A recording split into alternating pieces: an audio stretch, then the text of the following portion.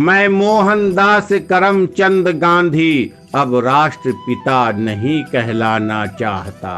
जी हाँ साथियों, मैं मोहनदास करमचंद गांधी अब राष्ट्रपिता नहीं कहलाना चाहता। आज 2 अक्टूबर 2020 ईस्वी गांधी जयंती है। आज मुल्क को हकीकी बात की जरूरत है। मेरे जैसे सिर्फ नाम के बाप से काम चलने वाला नहीं है। आज बड़े बड़े फैसले हो रहे हैं। 56 इंच का सीना दिखाना पड़ रहा है। ऐसा बाप जो पब्लिक को कभी थप्पड़ दिखाए तो कभी लाली पाप, और अपने तय किए रास्ते पर ही मुल्क को ढकेलता जाए।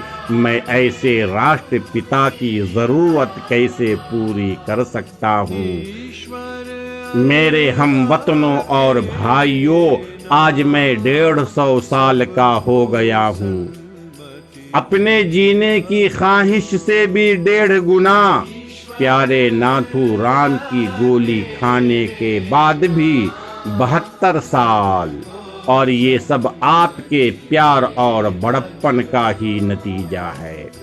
इसके लिए मैं आपका कितना एहसानमंद हूँ इसको बता नहीं सकता हूँ। लेकिन इसलिए मैं एक समय को भी ये नहीं भूल सकता हूँ कि आपके फायदे में क्या है, और जो मुझे आपके फायदे में लगता है उसके लिए बोलने से मुझे कोई ताकत रोक नहीं सकती, न इस दुनिया की और न उस दुनिया की। राष्ट्रपिता को तस्वीर बनाकर दीवार पर टांग दिया। किसान मजदूर ने खबरदार किया। तब मुझे ख्याल आया कि वाकई अब मुल्क को मेरी जरूरत नहीं है। फिर भी राष्ट्रपिता कहलाने की मेरी लालच नहीं छूटी। फिर एक गुजराती ने मुझे वापस गुजराती बना दिया। गुडसे के नाम के आगे जी लगा दिया। सावरकर को सरकारी तौर पर वीर बना दिया, और मेरे हाथ में लाठी की जगह झाड़ू पकड़ा दिया।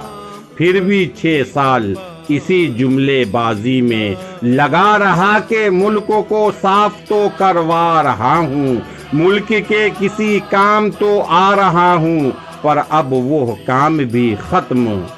शौचालय करने को जगह हो या ना हो, पर मुल्क खुले में शौचालय करने से आजाद। और अब क्या देखने को रुकूं? अब और नहीं, अब तो जाने दो। साथियों, चीन पाकिस्तान को लेकर देसी अपोजिशन, नोटबंदी, जीएसटी 370, 3 तलाक, CAA, NRC, कोरोना महामारी, फिर लॉकडाउन, बाबरी मस्जिद केस, किसान विधेयक बिल, अपने दोस्तों से बैंक लुटवाकर, चाइना से दोस्ती बढ़ाकर, संसद में नंगा नाच दिखाकर, वगैरह वगैरह तक मेरे इस्तीफा को हुकूमत की मुखालिफत से जोड़ने की कोशिश कोई ना करे। कश्मीर और कश्मीरियों के साथ नाकामी और गिरफ्तारियों पर इस्तीफा देना होता तो मैंने इमरजेंसी में ही दे दिया होता। लिंचिंग, NRC, शहरियत तरमीमी बिल वगैरह की मुखालिफत से भी मेरे इस्तीफा का कोई ताल्लुक नहीं है। दरअसल मेरे इस्तीफा का किसी की मुखालिफत से कोई ताल्लुक ही नहीं है। अंग्रेज राज के बाद किसी हुकूमत की मुखालिफत करने में मैं नहीं पड़ा। मेरा इस्तीफा जायज़ और दुरुस्त है। मैं तो कहूँगा कि मेरा इस्तीफा मुल्क के मुस्तकबिल के लिए ज़रूरी है। साथियों, मैं हूँ मीम काफ बरकाती। ये मजमून वीडियो देखकर मुझे यकीन है कि आप देर से समझे होंगे, पर समझ ही गए होंगे। तो जब आप समझ ही गए तो क्यों नहीं अपने दोस्तों अहबाब तक इस वीडियो को इरसाल करें और मेरे वास्ते दुआ करें। हिंदुस्तान जिंदाबाद।